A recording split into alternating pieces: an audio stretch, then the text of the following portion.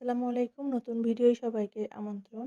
আজ আমরা ঘুরতে যাচ্ছি এমন একটা মানুষের বাড়িতে যিনি একাধিকবার চেয়ারম্যান নির্বাচিত হয়েও গ্রামবাসী বা এলাকাবাসীর কাছে অনেক জনপ্রিয় ছিল। উনি কিছুদিন আগে মারা গেছেন। তো উনার বাড়িতেই আমরা মূলত যাচ্ছি। তো এখন আমরা রাস্তায় আছি। দেখতে পাচ্ছেন আমরা খুবই সুন্দর একটি গ্রামীণ পরিবেশের মধ্য দিয়ে আমরা যাত্রা শুরু করেছি। তো দেখুন কি বিড়ম্বনায় আমাদেরকে পড়তে হয়েছে মাঝ রাস্তায়। হঠাৎ করে সামনে একটি হাতি এসে আমাদের অটোটিকে অবরোধ করে কিছু চাঁদা দাবি করে এবং সেটা নেয়ার পর হাতিটি আমাদের গাড়ি ছেড়ে দিয়ে উল্টো পথে চলে যায়। তো হেলে দুলে চলে যাচ্ছে হাতিটি। আমরা হাতিটিকে টাটা বাই বাই জানিয়ে সামনের দিকে আগাতে থাকি। তো যেটা বলছিলাম, সৎ পথে থেকেও কিন্তু মানুষের সেবা দেওয়া সম্ভব। যেটা ওই চেয়ারম্যানকে না দেখলে এলাকাবাসী বিশ্বাস করতে পারত না। উনি কয়েকবার নির্বাচিত হওয়ার পরেও উনি কিন্তু কখনোই ওইভাবে সরকারি অনুদান মেরে খাওয়া বা জনগণকে ফাঁকি দেওয়া এসব কোনো কাজ করেননি। তো দেখতে পাচ্ছেন চেয়ারম্যান সাহেবের বাড়িটি।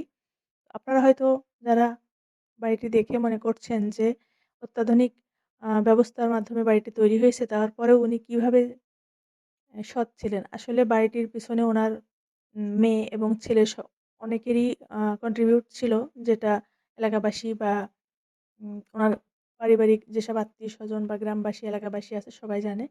তো যাই হোক, এটা উনার নিজস্ব কোনো অর্জন না। তো এটা দেখে ভাববেন না যে উনি চেয়ারম্যান অবস্থায় থেকে জনগণের টাকা দিয়ে আত্মসাৎ করে এটা তৈরি করেছে। আসলে এটার পিছনে উনার ছেলেমেয়ের অবদান বেশি। তো যাই হোক, এটা হচ্ছে চেয়ারম্যান সাহেবের বাড়ির ভিতরের অবস্থা। আমরা ওনাদের আত্মীয় হওয়ার সুবাদে একদিন গিয়েছিলাম হঠাৎ দাওয়াতে। তো এটা দেখতে পাচ্ছেন আমরা উপরতলায় চলে যাচ্ছি। এটা বাড়ির বড় মেয়ে এবং জাপানি ড্রেস আপে যে বাচ্চাটা দুটো দেখছেন বড় মেয়ের যমজ বেবি, এটা হচ্ছে বাড়ির বড় বউ। আপনারা আবার ভুল করে কোনো বিউটি পার্লারের ভিউ কাট মনে করবেন না। আসলে এ বাড়ির বউ এবং মেয়েগুলো এত সুন্দর যে ওদেরকে স্কুল কলেজ যাওয়ার পথেই মানুষ দেখেই বিয়ের প্রস্তাব দিয়ে দিত।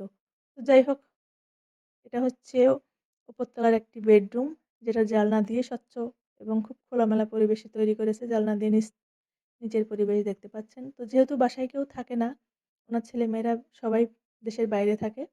যার কারণে বাড়িটি কিন্তু এভাবে সারা বছর ফাঁকাই থাকে। তো বছরে একবার সবাই যখন এক জায়গায় হয়, তখন আবার বাড়িটি একদম অ শোরগোল সৃষ্টি হয়। যার কারণে মানে ঘরগুলো তাদের ওই সময় কাজে লাগে। তো দেখুন এখন কিন্তু সবকিছুই ঢেকে রাখা হয়েছে, ময়লা যাতে না হয়। এটা হচ্ছে আরেকটা বেডরুম এবং বেডরুমের চারিদিককার লুক আমি আপনাদেরকে দেখাতে চেষ্টা করছি। আমার নিজেরও ব্যক্তিগতভাবে ভালো লেগেছে যে গ্রামীণ পরিবেশেও এভাবে অত্যাধুনিকভাবে থাকার ব্যবস্থা করা যায়।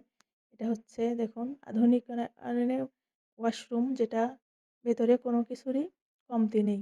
শহরে যারা বাস করে তারা নিশ্চয়ই বুঝতে পারছেন যে অতি অত্যাধুনিক পর্যায়ে বাড়িটি বানানো হয়েছে। যেহেতু উনার ছেলেমেয়েরা বেশিরভাগই বাইরে থাকে।